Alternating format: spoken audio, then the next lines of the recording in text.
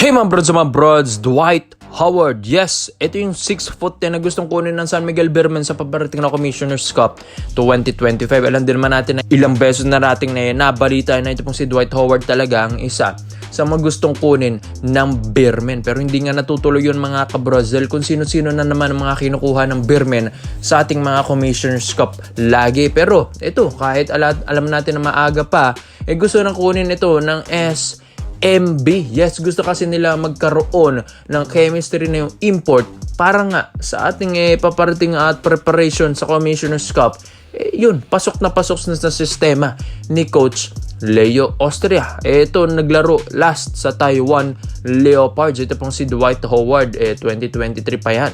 Hindi rin natin alam, or correct me if I'm wrong, kung meron na itong liga ito pong si Dwight Howard dahil 2 years na nga itong wala pa sa Wikipedia niya. 2023 pa yung last. So, ito, former NBA champion, former NBA All-Star, 5-time All-NBA first team. Well, mga kabrods, alam nyo na, si Dwight Howard, talagang former NBA superstar ito. Kaya hindi rin basta-basta. Yung skill set pa lang na ito, malaking tulong na talaga sa SMB ang laruan kasi nito mga brods, pang ilalim lang din talaga. Yes, hindi mo rin kasi ito maaasahan sa mga tres. Pero sa Taiwan nagtitres. Ito pong si Dwight Howard sa NBA, wala siyang permit dyan. Pero dito sa mga liga na pinaglalaroan niya outside NBA, nag-i-improve ang 3-point shooting ni Dwight Howard. Well, magandang sign ito para sa SMB. Pero sa ilalim, dito mo ito maaasahan mga kabrods. Yes, grabe rin kasi kung dominant din kasi ito sa ilalim. Grabe rin yung physicality nito sa laro, yung mindset nito sa laro na gustong manalo, yung hungriness, yung anger nito mga kabrods, ganun din. Kaya maasahan mo ito pong si Dwight Howard, lalong-lalo na sa depensa. Yes, mga brods, ang taas din tumalon ni Dwight Howard. Di naman ito matatawag na Superman sa NBA kung hindi ito ganon kataas tumalon. 6'10" tapos ang taas pa tumalon mga kabrods. May mga videos pa nga ito na dumadakdak ng 12 feet na ring Kaya ito, sa paparating na Commissioner's Cup, alam natin na naunahan na ng SMB ang TNT, nabura na yung Grand Slam bid dahil sila nag-champion ngayong All-Filipino Cup. Tapos susunod-sunod rin na ito ng SMB mga brods. Kukunin na yung governors, kukunin na rin yung commissioners. Kaya gustong kunin nila ito pong si Dwight Howard na kahit 39 years old na rin ito mga kabrods. Ito pong 6'10" na ito, hindi pa rin naman niya pinababayaan ang kanyang pangangatawan. Kaya tignan nyo yung pangangatawan nito. Kondisyon pa rin, malaki pa rin mga kabrods. Medyo lean na, pero athletic pa rin mga kabrods. Andun pa rin yung talon nito, yung gilas pa rin nito, yung physicality nito sa laro mga kabrods. Naandun pa rin. Ito pong former NBA champion na ito. Kaya maganda nga ito para sa SMB dahil malaking tulong ito para sa kanila. Sa lahat-lahat ng mga matatandang import na pwede mong kunin, ito pong 39 years old na si Dwight Howard ang isa sa mga pinaka-kondisyon pa rin at hindi pinapabayaan ang pangangatawan. Kaya swerte sa SMB ito dahil kung gusto nilang kunin yung Grand Slam bid na gusto ng inaasam nila, ito, maigi kung si Dwight Howard ang kukunin nila dahil malaki talagang chance nila. Nakuha na nga yung All-Filipino Cup and nalakas na ng mga locals. Paano pa pag binigyan mo ng isang Dwight Howard yan? Kaya mga brods, pinag-aaralan na rin ito ng Beermen dahil gusto rin nila maipasok na sa sistema ni Coach Leo. Ito pong si Dwight Howard. Iko-contact ito. Alam din naman natin si Dwight, mahal din naman ang Pilipinas dahil nakapunta na rin siya dito. Kaya ikaw mga brods, Dwight Howard to San Miguel Beermen, sa tingin nyo ba, mas babagay ba siya dito as their import sa paparating na Commissioner's Cup 2025?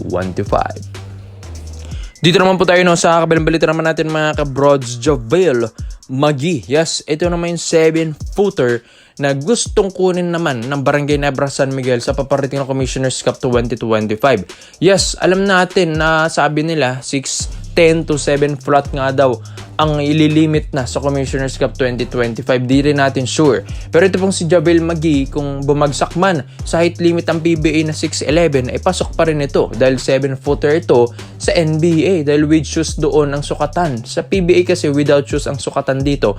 So it means na kapag walang shoes si JaVale McGee, 6'11" ito. Mga kabrods, kaya pasok na pasok siya sa ating height limit sa Commissioner's Cup kahit anong mangyari.